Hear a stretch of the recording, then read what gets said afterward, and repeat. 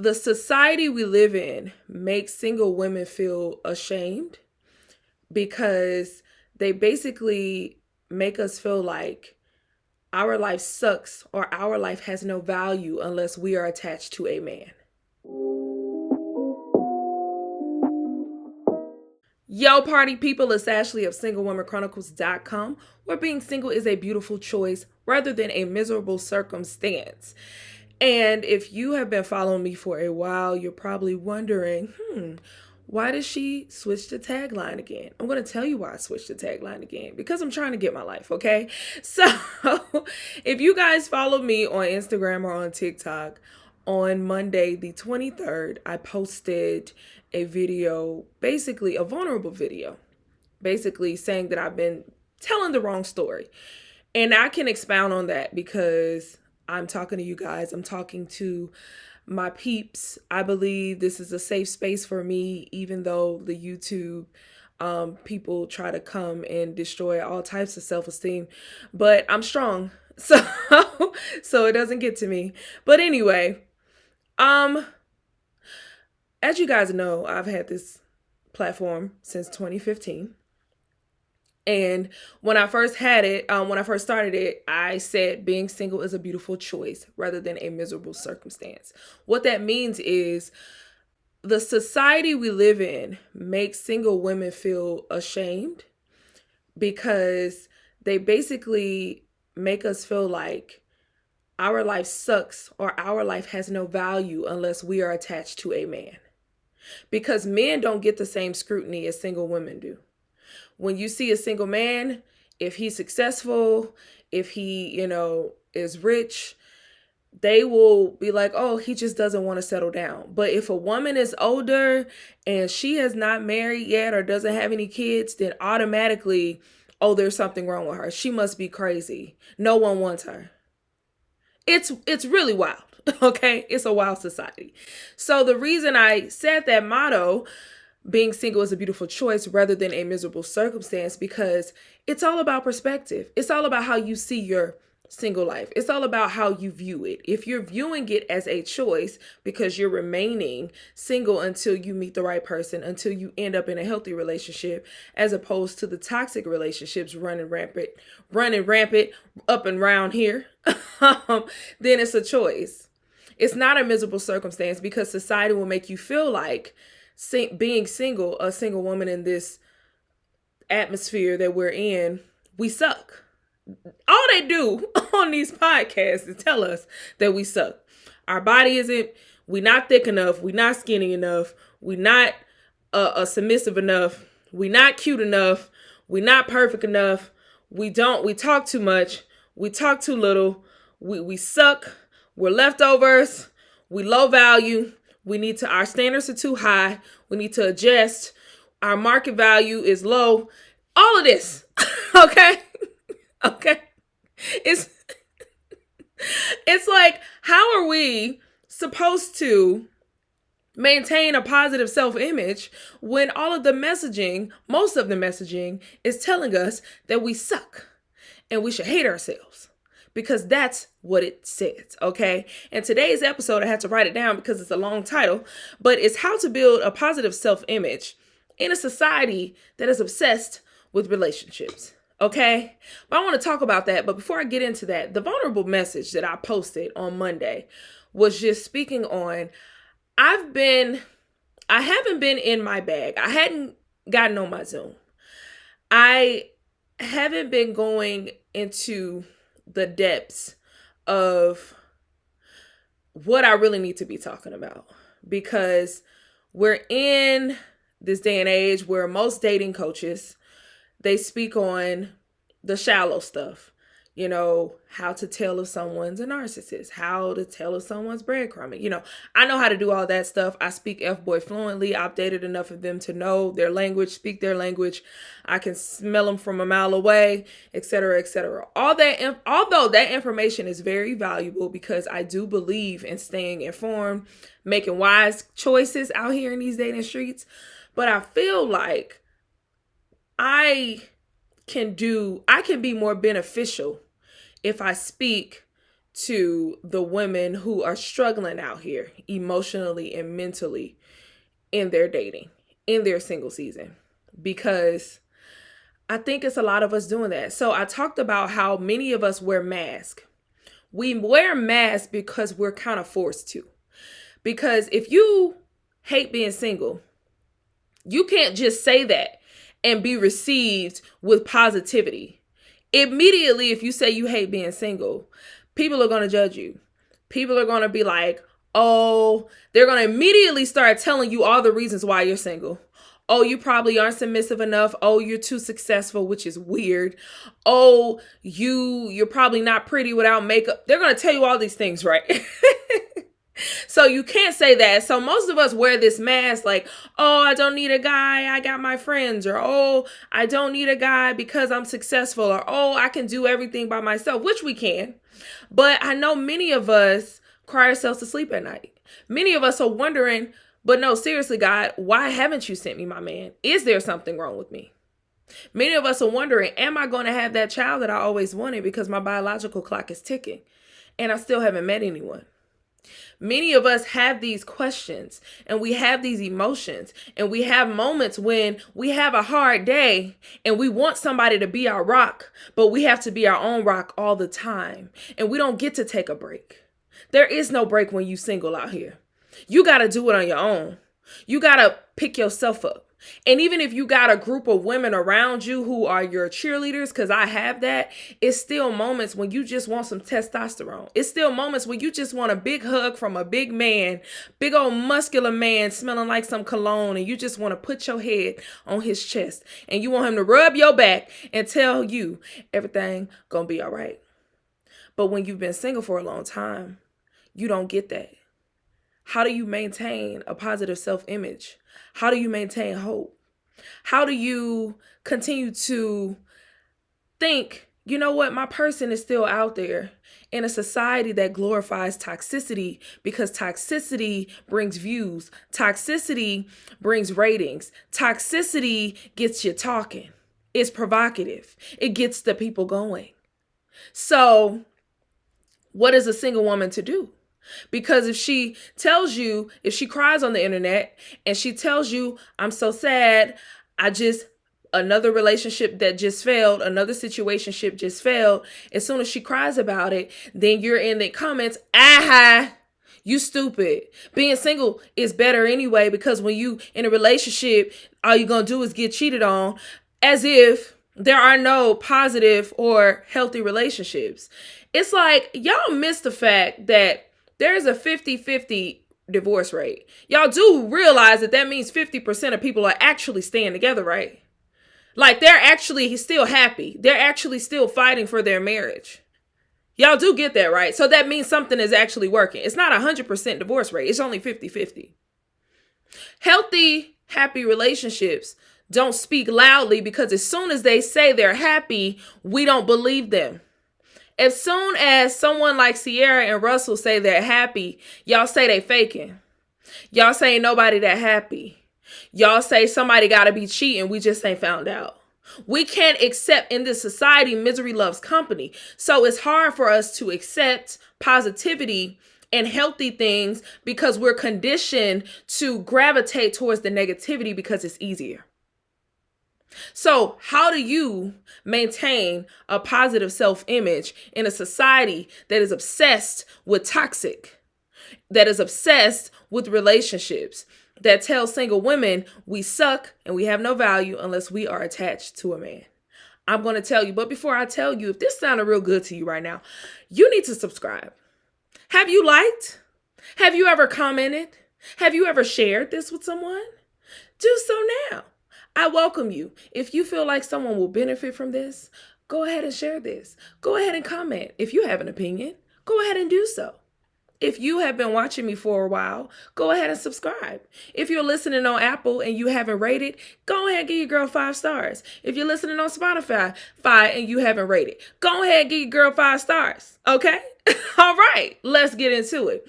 So, although originally I want to talk about how to build a positive self-image in a society that's obsessed with relationships, I really should talk about how to build a positive self image in a toxic society.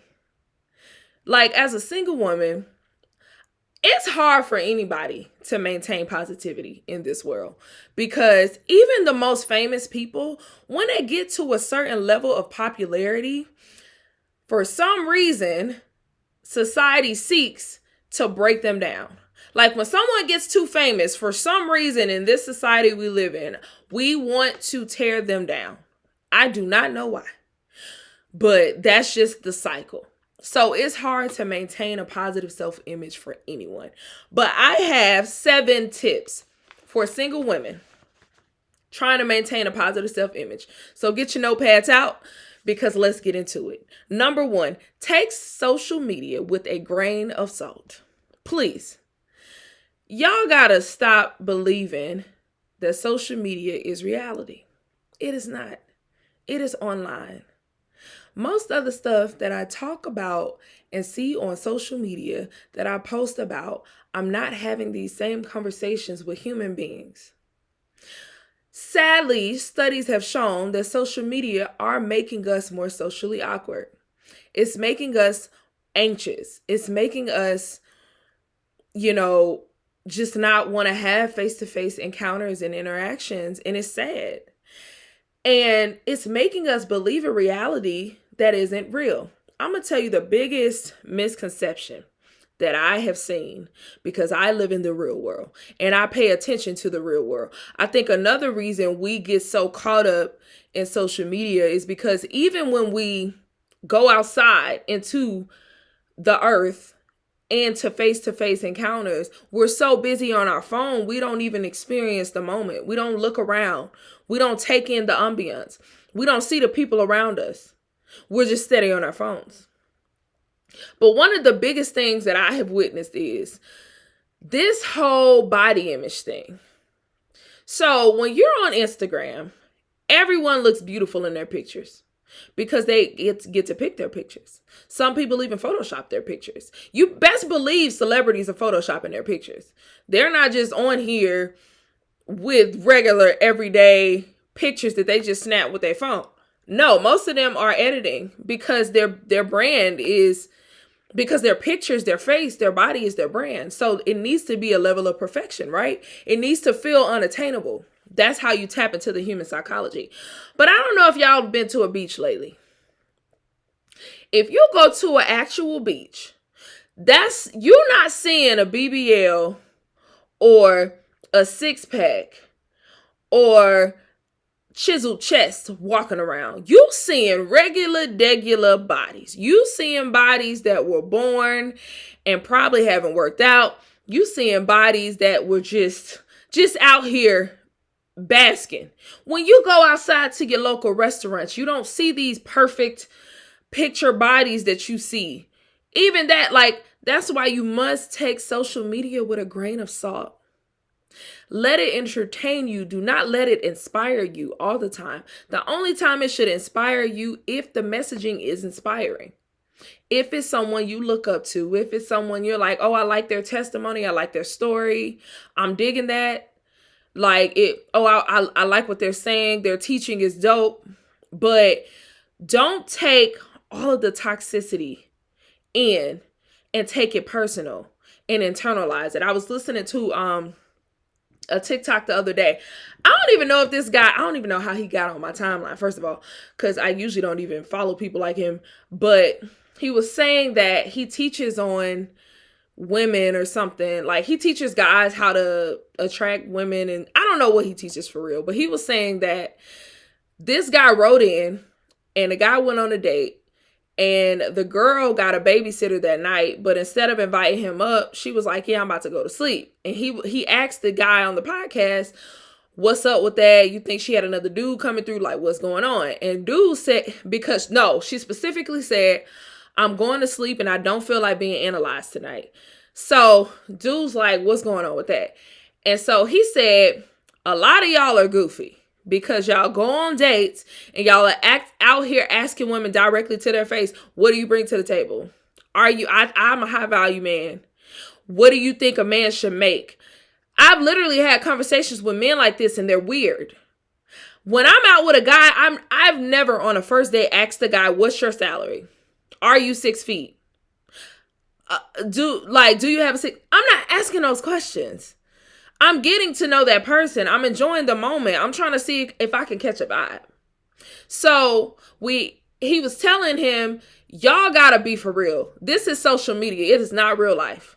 When y'all get on these dates, y'all need to act like humans and not podcasters. Like, be for real. So, number 1, take social media with a grain of salt. Number 2, eliminate negative self-talk. A lot of us are our biggest critics. Most of us say the most filthy things to ourselves. Most of us, if you talk to your friends like you talk to you, y'all won't be friends no more. Like, y'all can really tell your friend all of this supportive talk. Oh, girl, you cute, girl, you rocking that, girl, you losing weight, girl, you can do that, you can accomplish that dreams. But when you talking to yourself, you telling yourself, you suck, you fat, you not good enough for that, you can't date him, he never look at you. Why are you talking to yourself like that? What's going on? You need to fix that. You'll never have a positive image of yourself if that's how you talk to yourself. Because your self-image is how you view you. When you look in the mirror, what are you seeing? Do you see a masterpiece? Do you see somebody that's beautifully and wonderfully made? Or do you see someone who's damaged? Do you see someone who you don't want to be? Do you see someone who you do not like? Do you see someone who you do not love? That's not good. You got to eliminate that negative self-talk. You got to do some affirmations. You got to do some mindfulness. You got to get that mind right, okay? Number 3, stop comparing yourself to other people, okay? Stop doing it because you don't know the truth. We don't know the truth. We don't know what's going on with somebody else's life. We don't know what they doing to get what they got. We don't know what they got going on. We don't know how long it took for them to get where they're going. We don't know. I'm going to be vulnerable with y'all. I went to homecoming last weekend. And when I went to homecoming, I saw a few women that I used to envy in the past. It was 2 specifically. And the reason I envied them was because they had things that I wanted. And I had to check myself because I realized, so I've talked about this before. Like, I've had an issue with envy for a long time, like growing up, just because like the way I grew up was rough. And I just felt like, I don't know, I just felt like it was unfair. So when I battle with envy, I don't take it out on that person. Like, I'm not that type of person that's going to be like, oh, I'm going to hate on them or talk bad about them. Like, no. I can still be cordial with them, but deep down inside, I know there's something about them that I envy. So I go and I be like, God, remove this from my heart. I don't like this, whatever. But there were 2 young ladies who I had to say, you know what, let me let that go. Because as an adult, been out of college for over a decade, I still realize like, dang, I haven't released that. Let me release that. And I realized the envy came from comparison. I was comparing my life to their life. And I think many of us compare our life because we're not where we want to be, but we think they are. How do you know they where they want to be? You don't. You don't know them. So stay in your lane, let them stay in their lane, and we can maintain our lanes. And everything will be great. Okay? Everyone's driving on this interstate in a safe manner. Because when you try to get in someone else's lane, you're going to crash and burn. Let's not do it. Number 4, you got to get a supportive community plus supportive messaging, okay? Now, you need your cheerleaders on your team. Okay, so one of the biggest issues, this has nothing to do like with dating or relationships, but I see a lot of people, and I know they're new to entrepreneurship or any type of self-employment when I see this kind of posting. I see a lot of people, they'll start a business, they'll start to pursue their dreams. And they'll get on Beyonce's internet and social media and they'll post something like, I see a lot of my followers ain't watch my video. They ain't like this stuff. They ain't bought my product and etc. It's a lot of my friends and family ain't bought this and bought. They not your target. That's why. That's okay. That's okay. Like when my friends don't buy a book, I'm like, they don't need it. They married. Why would I expect my married friend to buy How to X Your Ex? That don't even make sense. Why would I expect my friend who's happily in a relationship to buy Single Happy Hopeful coaching program? That don't make sense. So what I'm saying is you can't always expect your cheerleaders to only be your family and friends. Sometimes your cheerleaders will be outside of that circle because you got to find a community that understands you because they're going through what you're going through. Like if you're a lawyer, but everybody in your family are farmers, they're not going to understand the journey through law school and passing the bar. You're going to find your cheerleaders in your support group in your law community. So you need to step outside of that box and stop expecting it from those people. As a single woman, I know you want to tell your grievances to your family who's been married for like 50 years, to your parents or to your sister who's been married to her husband for 10 years, but she's not going to get it. You got to join a single community. And I got the perfect one to join. Go ahead, look in the link in my bio, in the little description, and join my new singles group on Facebook called Single Ann. I created this group because I feel like women like us don't have a safe space. Although I've overcome being single and hating it, I know a lot of women have not. Right now, I'm in a weird space where I've overcome and I've healed past being attracted to a certain kind of guy. So now I'm testing the waters. I'm dating guys I would normally say no to.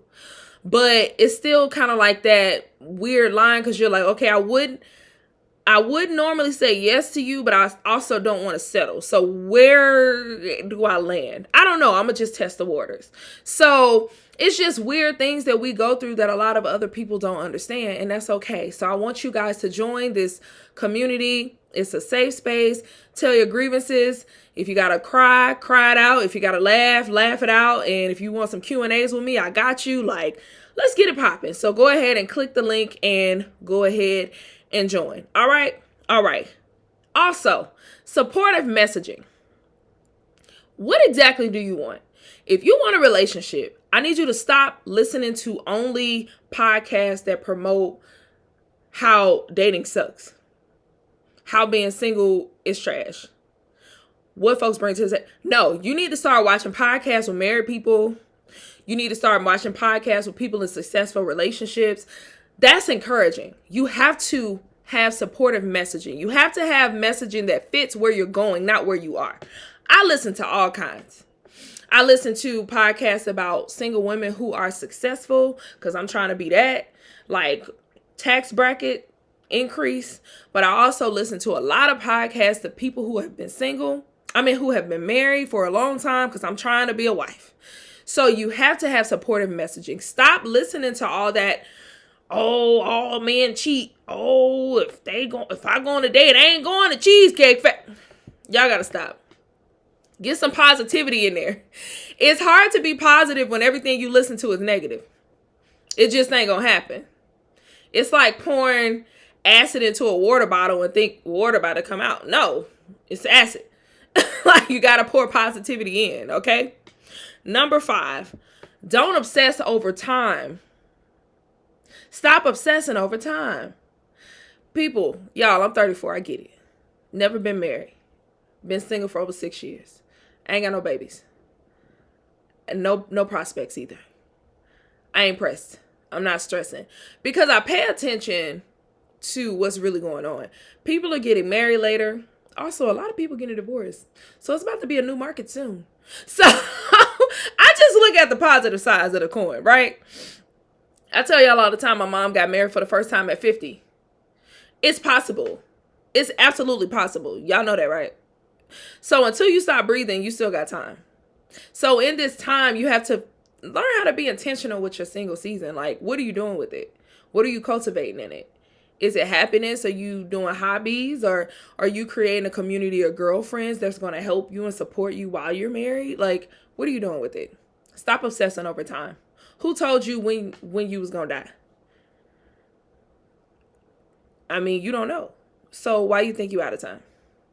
You're not. Keep going. All right. Number 6. Detach. Listen, I can't read my own writing, y'all. Define your own relationship goals.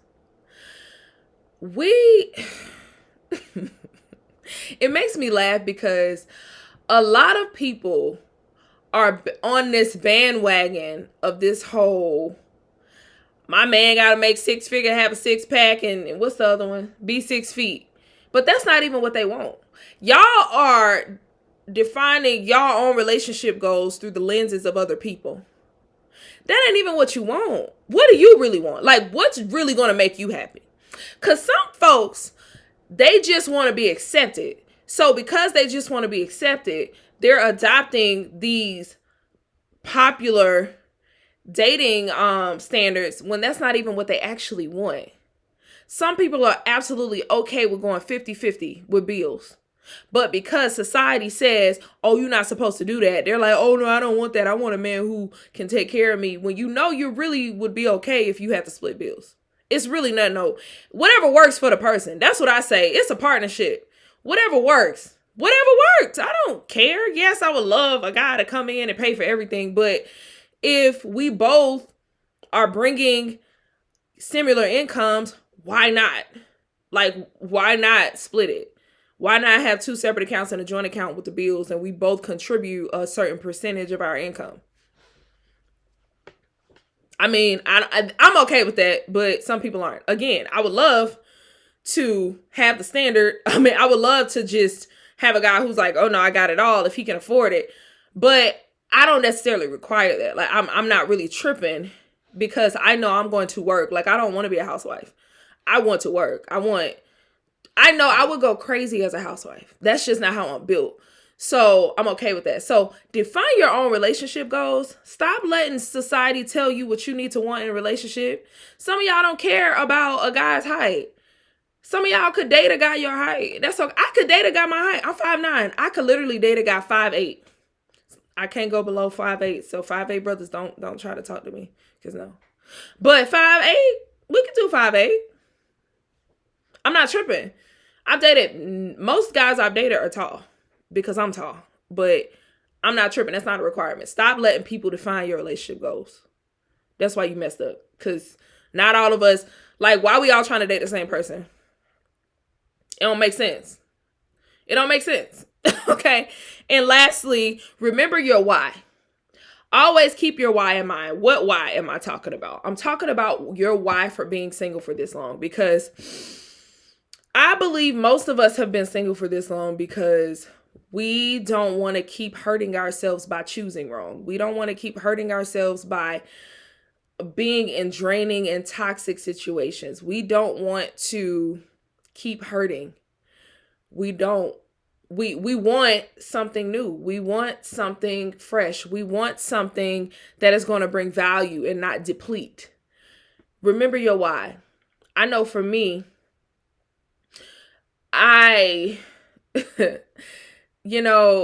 for a long time, I was dating these emotionally unavailable men. I was dating these men who I poured into. I poured so much. They poured nothing into me. Nothing into me. I'm not used to a man pouring into me. That's a foreign thing. My friends pouring into me, but I'm not used to a man pouring into me. So I used to get impressed so easily by men pouring little bits into me. And that would make me pour a lot into them. Like, for example, I would get so easily impressed if a guy was like, oh, yeah, I'll come get you because your car broke down. Oh, yeah, I'll come take your trash out. Oh, yeah, I'll walk your dog. That little stuff would impress me because I was so used to getting nothing from relationships. So my why for single right now is I refuse.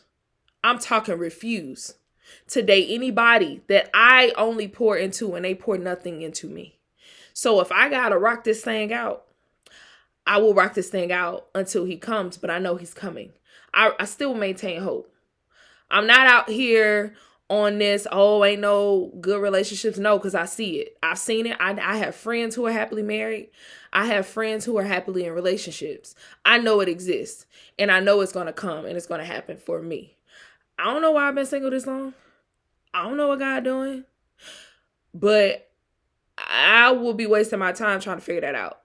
Like, I'll get more by just being positive in this season, maintaining a positive self-image, maintaining positivity and hope that my person is coming. And in the meantime, being intentional with my single season by enjoying my family, enjoying my friends, enjoying going out by myself, enjoying going on trips, and not having to think about nobody. Like, enjoying chasing my dreams and trying new things. I will try it. Listen, what about me? If I got an idea, I'm gonna try it. Because I'm not responsible for nobody but me. So be intentional about your single season. Okay? All right. So again, join my Facebook community.